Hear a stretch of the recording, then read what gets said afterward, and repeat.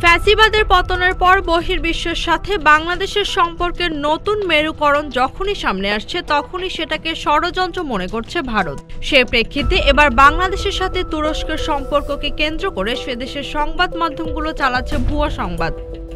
সম্প্রতি ভারতীয় সংবাদ মাধ্যম আজ-তাক বাংলা খবরে বলছে, ভারত বিরোধী ষড়যন্ত্র স্বরূপ পাকিস্তানের পাশাপাশি এবার বাংলাদেশেও নিজেদের প্রভাব বাড়াচ্ছে তুর্কি। শুধু তাই নয়, ঢাকায় খোঁজ মিলেছে সালতানাত-এ-বাংলা নামে তুর্কির পৃষ্ঠপোষকতায় চলা একটি এনজিও, যা প্রকারান্তরে একটি কট্টরপন্থী সংগঠন, এবং এই সংগঠন থেকে গ্রেটার বাংলাদেশ নামে একটি ম্যাপ বিতরণ করা হচ্ছে, যে ম্যাপে আরাকান প্রদেশ সহ ভারতের বিহার, ঝাড়খণ্ড, ওড়িশা সহ গোটা উত্তর পূর্ব ভারতটাই ঢুকিয়ে নেওয়া হয়েছে। কিন্তু বাস্তবে এ ধরনের ভারত বিরোধী কোনো ম্যাপের চিহ্নই নেই। পাশাপাশি বাংলাদেশের সালতানাত-এ-বাংলা নামে কোনো এনজিওরও অস্তিত্ব নেই। ভারতের দাবি নিছকই তাদের মন গড়া।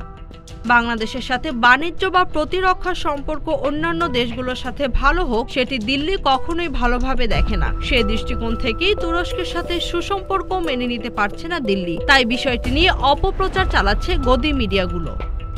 Z news, Dhaka.